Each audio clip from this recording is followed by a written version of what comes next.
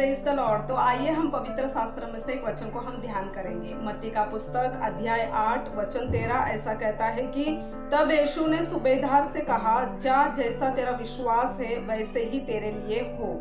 यहाँ पर हम देखते हैं कि एक सूबेदार यीशु मसीह के पास आता है और वो कहता है कि मेरा सेवक लकवे के रोग से वो पीड़ित है, आप उसे चंगा कीजिए। तो यीशु मसीह तुरंत कहते हैं, ठीक है, मैं तुम्हारे घर आता हूँ और मैं उसे चंगा करता हूँ।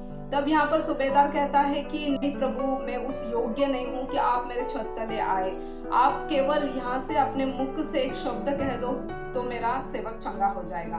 तो यीशु मसीह को बहुत ही आश्चर्य होता है। वो सोचते हैं कि इजराइल में भी मैंने ऐसे विश्वास को नहीं देखा। तो वो कहते हैं कि जैसा तुम्हारा विश्वास है वैसा तुम्हारे लिए हो कर वो कहते हैं, और उसी घड़ी उस सूबेदार का सेवक चंगाई को प्राप्त करता है। देखो, यहाँ पर यीशु मसीह के पास आने वाले बहुत सारे लोग आते हैं और हर एक जन अलग अलग विश्वास को लेकर यीशु मसीह के पास आते हैं। किसी ने ऐसा सोचा कि मैं उनके वस्त्रों को छू लूं तो मैं चंगाई को प्राप्त कर लूंगी, और किसी ने ऐसा सोचा कि अगर यीशु मसीह अपने मुख से कह देंगे तो भी चंगाई को प्राप्त कर सकते हैं, या फिर किसी ने ऐसा सोचा कि हमारे घर पर आकर हाथ रखकर प्रार्थना करेंगे तो हम चंगाई को प्राप्त कर सकते हैं। ऐसे अलग अलग लोगों ने अलग अलग विश्वास को दिखाया और जैसा उनका विश्वास था उसी अनुसार उनको भी चंगाई मिलता था। तो देखिए, यहाँ पर यीशु मसीह इस वचन के द्वारा हमें ये बताना चाहते हैं कि यीशु मसीह ने हमारे अंदर ही बहुत बड़ा गिफ्ट रखा है। हमारे अंदर है, वो क्या है? वो हमारा विश्वास है। देखो, जैसा हम विश्वास करते हैं वैसा ही हमारे लिए होता है। एक बार ऐसा ही एक बहुत बड़ा व्यापारी रहता है, वो शू का उनका कंपनी होता है। तो वो देश भर में उनका बिजनेस इतना अधिक चलता रहता है कि वो सफलता को प्राप्त करते हैं। और फिर उन्होंने ऐसा सोचा कि क्यों ना मैं बाहर देशों में भी इस शू का बिजनेस में करूं और मेरे व्यापार को और बढ़ाऊं। तो एक बार वो अपने सेवक को बेचते हैं, किसी अन्य देश में बेचते हैं और उनको उस जहाज भरकर उनके साथ शू बेचते हैं कि जाओ, तुम उस देश में जाओ और ये शू को बेच के आना। जब वो सेवक शू को लेकर जहाज से जाते हैं और जब वो उस देश में पहुंच जाते हैं तब वो क्या देखते हैं कि वहां पर उन्होंने नोटिस किया, हर एक लोगों को उन्होंने उनके पैरों को नोटिस किया। तो वो क्या देखते हैं कि वहां के लोग शू से बिल्कुल अनजाने थे, क्योंकि वहां पर एक भी लोग शू नहीं पहना करते थे, किसी के भी पैर में शू नहीं था। तब वो सेवक सोचते हैं कि यहाँ पर तो कोई शू पहनता ही नहीं, तो यहाँ पर कोई शू खरीदेगा नहीं कर वो फिर से अपने जहाज को रिटर्न अपने देश में लेकर आते हैं और अपने स्वामी से कहते हैं कि वहाँ पर कोई भी पहनने वाला नहीं है, तो हमारा कारोबार उस देश में नहीं चलेगा। तो यहाँ पर स्वामी बहुत व्याकुल हो जाते हैं। फिर कुछ और वर्ष के बाद फिर से वो स्वामी सोचते हैं कि क्यों ना और एक बार प्रयत्न करूं। तो फिर वो फिर से दूसरे अपने दास को बेचते हैं उस देश में शू बेचने के लिए। तो यहाँ पर वो जहाज भरकर शू को लेकर जाकर वहां पर उतरते हैं। तब उन्होंने भी उस सेम चीज को नोटिस किया। उन्होंने क्या देखा कि किसी के पैर में शू नहीं है।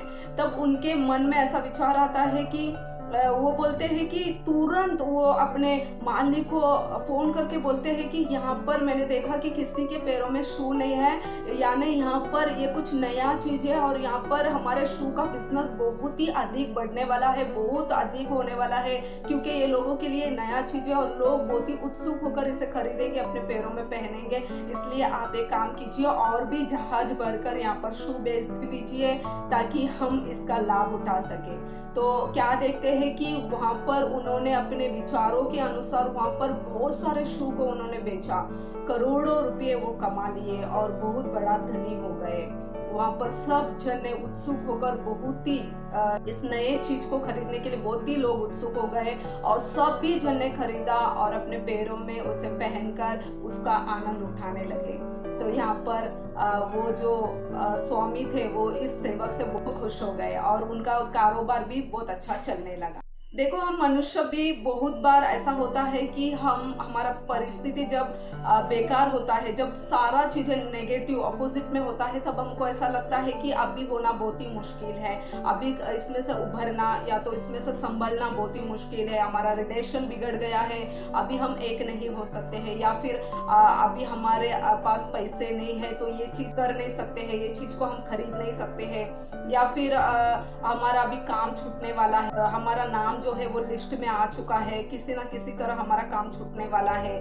फिर कुछ अन्य बातों को लेकर जब हमारे आसपास के चीजें जब ऐसी स्थितियों में ऐसे बातों में होती है, तब हम भी बहुत बार हम क्या करते हैं, हमारा सोच विचार नेगेटिव में चला जाता है। हम सोचने लगते हैं हाँ जरूर मेरा काम चला जाएगा, या फिर जरूर हमारे लिए ये आवश्यकता हमारी पूरी नहीं हो सकती है, या फिर और चीज़ों को लेकर हम टेंशन हो जाते हैं और सोचते हैं कि अभी ऐसा होगा नहीं। मगर बहुत बार हम सोचते हैं कि ऐसे समयों पर ऐसा हमको लगता है कि अभी नहीं होगा, इसलिए हम बहुत बार गिव अप कर देते हैं। मगर परमेश्वर यीशु मसीह के पास आने वालों को अंत घड़ी तक हमें विश्वास करना चाहिए, क्योंकि उनके पास आने वाले को धीरज करना बहुत ही जरूरी है। हमारे धीरज के साथ हम जब परमेश्वर का इंतजार करते हैं, विश्वास में रहते हैं, तो ऐसे आश्चर्य कर्म वो हमारे जीवन में करते हैं। जब हमको लगता है कि अभी हमें गिव अप करना चाहिए, तब भी हम गिव अप न करते हुए उसी में आशा लगाते हुए जब हम बैठते हैं, तो हमारे लिए एक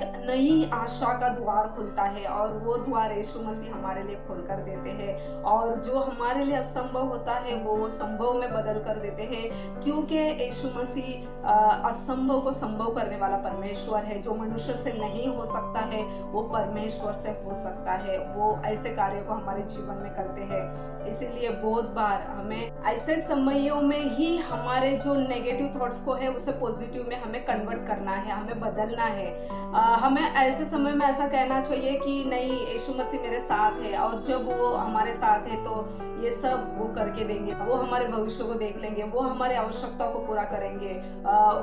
उनके ऊपर हम अपने बोझ को इस तरह से रखते हुए जब हम हमारे सोच विचारों में ऐसे हम सोचते हैं, हम यीशु मसीह को मुख्य स्थान देकर उनसे हो सकता है वो हमारे लिए जरूर इस बात को एक जय में बदल कर देंगे। जरूर वो हमको इसमें से उभारेंगे, हमको इसमें से बचाएंगे। कर जब हम यीशु मसीह पर विश्वास कर ऐसे हमारे मुंह से जब हम अंगीकार करेंगे, हमारे सोच विचारों में ऐसे एक थॉट्स को जब हम लाते हैं, तब परमेश्वर की महिमा बलपूर्वक हमारे ऊपर उतर कर कार्य करता है और हमें बहुत ही आश्चर्य करा देता है। और परमेश्वर इस वचन के द्वारा आपको आशीष करे, आपके परिवारों को आशीष करे, और सदा आप विश्वास करते हुए परमेश्वर के उन हर एक आशीषों को लगातार अपने जीवन में विश्वास के द्वारा प्राप्त करते रहिए। तो परमेश्वर आपको और आपके परिवारों को आशीष करे। धन्यवाद।